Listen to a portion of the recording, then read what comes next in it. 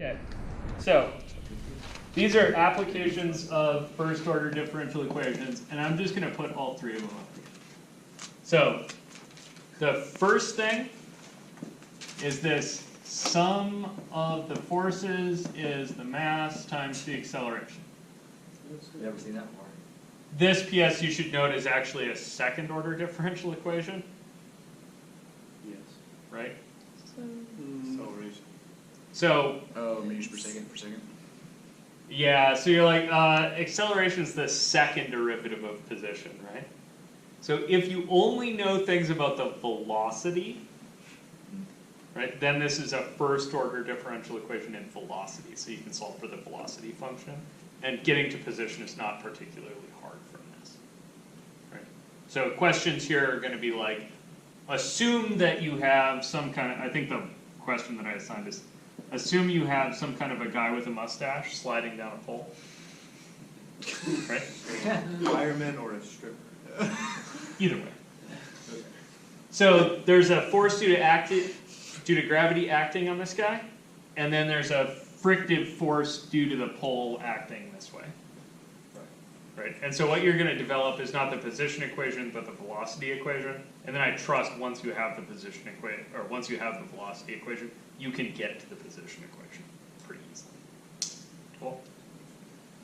Okay, so that's one option. This was PS. Physics? Yeah, this is physics. And to give credit, probably Newton's. Not statics? Second law of motion.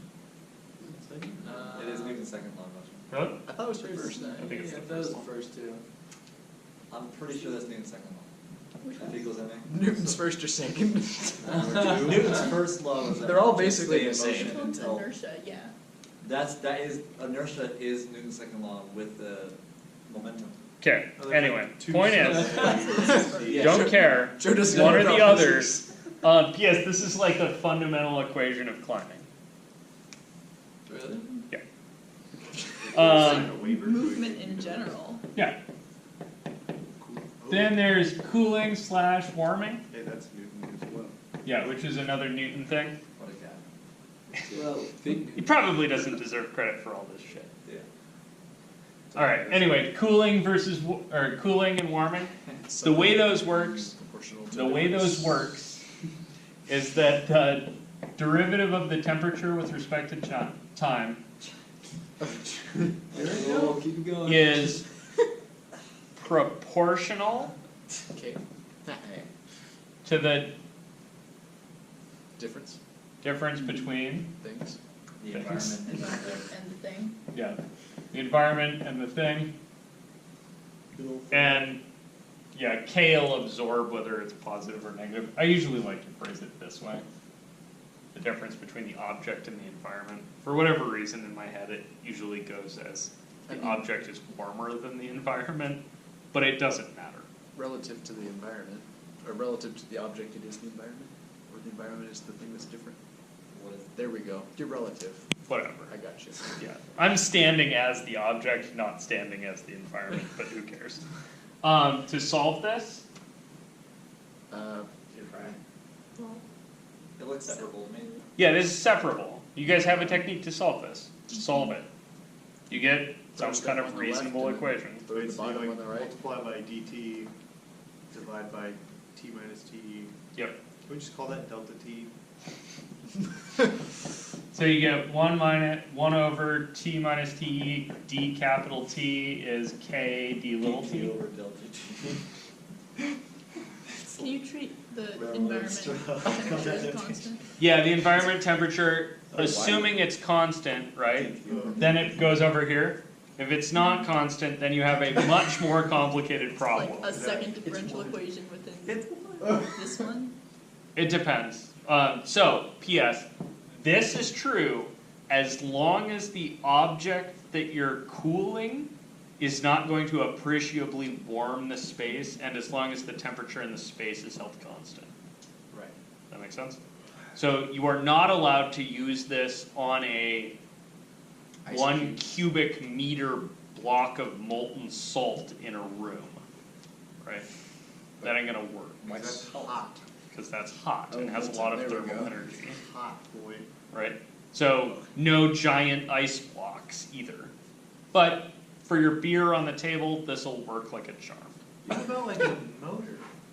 Because those get hot, Yeah, they get hot. and then Are they appreciably warming the world?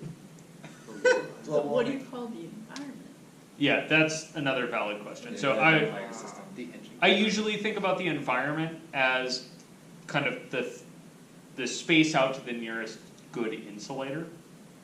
Right, so in a room, that's kind of the temperature of the room, It's right? like space. You also need the temperature to be constant in that space, right? Tonka does that too. So you kind of can't have the like, okay, well, I have this thing here that I'm cooling off, right? And it's dissipating heat into this room, and then this room is dissipating heat into the world. If you need to do those, they're more complicated. We'll cover them later. But you can do that, just not today. The world is dissipating, the solar system is dissipating. Okay, so that's cooling and warming. Can I trust you guys to finish this? Yes. Solving? To do what? And you're gonna need a couple initial points on these, because you have to figure out that K. Does that make sense? To figure out what our initial value problem is. Yeah, really you're gonna have two parameters that you have to solve for. You're gonna have the C that you get out of solving a differential equation, and also the K, which is how fast your whatever it is sheds heat. And that's different if you have a block of aluminum with a lot of vents in it and a bottle of water, Isn't that MC delta T? On the right, That's good. the top. You could write that as delta thermal equals MC delta T. Oh, dude, that's like. Oh, this guy, yeah. Yeah. That's right. K is MC. Oh, dude, calorimetry. I don't know. Okay, He said calorie. next thing, last application, compartments. Oh, is this the And this is the only one I'm gonna spend any real time on. bottle with the bottle? Least favorite. So, Whole system of tanks and. yeah, so this is not interconnected tanks so much. Infinite sequence of tanks. Right now, I'm gonna talk about one tank, and I'm gonna trust that you all can extrapolate. So, You shouldn't do that.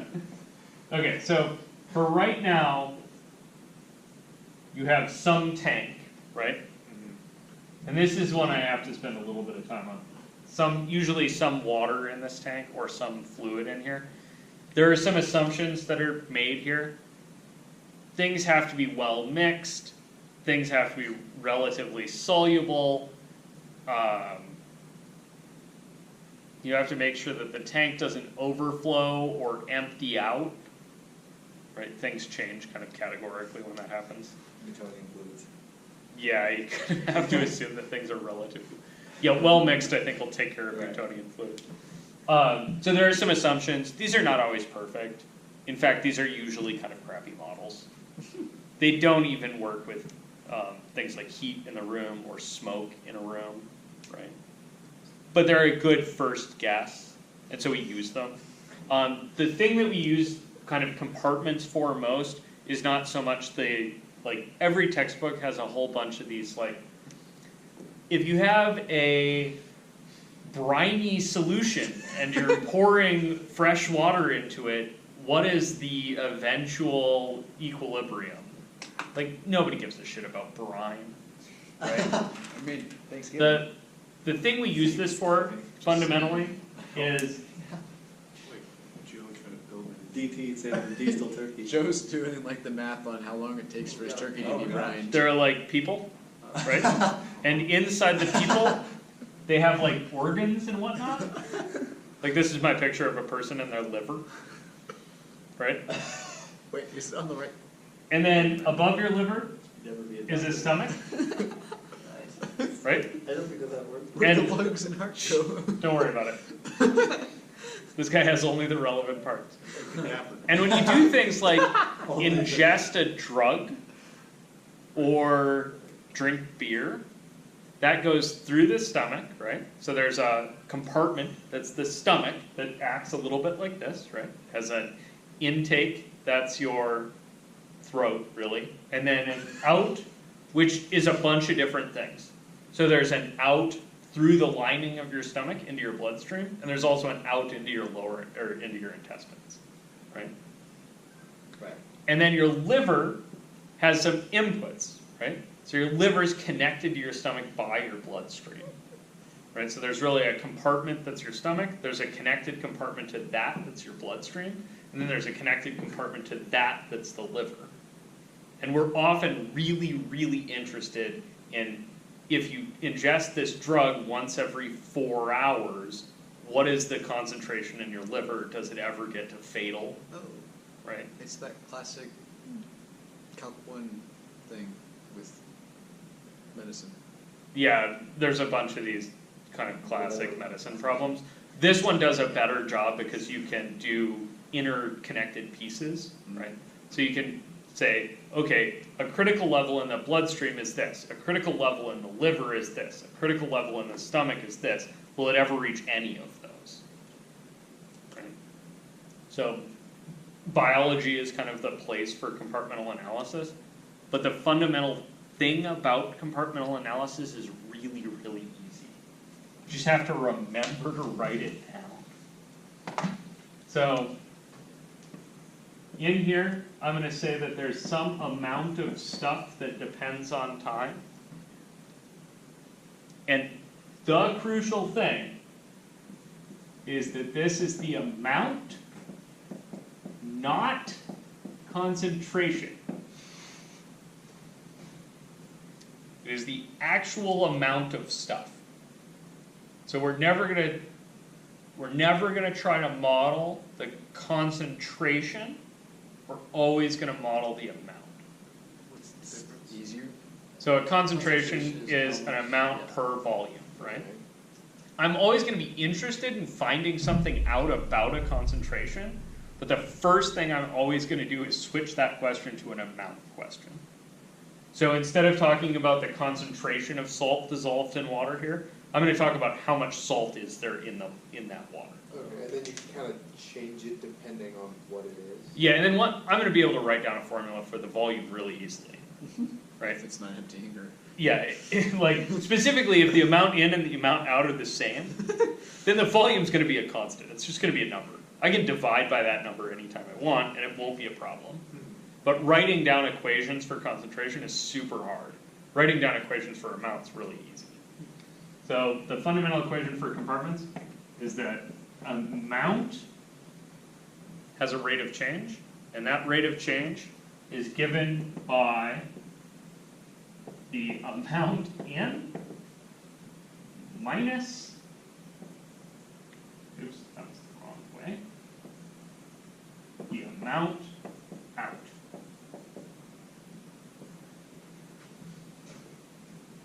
Seems dumb, yeah? Are you gonna fill in those blanks? Yep. No, we're just gonna leave them. Okay. That's simple and rolling out of it. So in the simple one case, or one tank with one in, one out, that's going to be the rate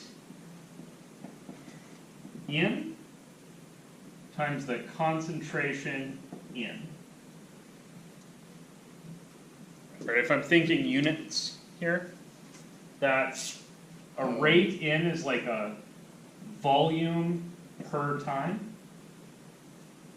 and a concentration in is like a mass per time, or per volume, thank you. And then the volumes are going to cancel when you do this multiplication, so you're going to get a concentration per time, or sorry, a mass per time. Right, so the amount in is going to be a mass per time that you're adding. And then the amount out is going to be a mass per time that you're taking out. Right, so you're going to subtract. So this guy is going to be the rate out times the concentration out. Perfect. Concentration. Safe. I would like to guess, huh? You guys good with that? Isn't density mass per volume? I don't know if I'm thinking about it right. Yeah, density is mass per volume. So, That is like, concentration. in, So density is total mass divided by volume, and concentration is mass of whatever per volume. so, but I mean, you could maybe apply density to this? Yeah, you can apply these to answer questions like how fast is the pressure rising in a room. That's what we did today. Yep. So you can use compartmental analysis for that. The thing about these is that you're always doing amounts and you always have this product structure. If you have more than one inlet or more than one outlet, just treat them As one. to this same idea. Right, so if you have another inlet here, you're just gonna add another pair of these things. Okay, and then. If you have another outlet, you may as well just collapse the amounts. This guy, the concentration on the way out, Kirchhoff's law. should be a relatively known thing. Concentration on the way out should be the amount that's in the tank again, right? So that's gonna always have an A in it. And then down here you might have a function of volume. Or sorry, you're gonna have the volume of the tank, right? The volume of water in the tank, which might be a function of time. You guys wanna see one of these quick?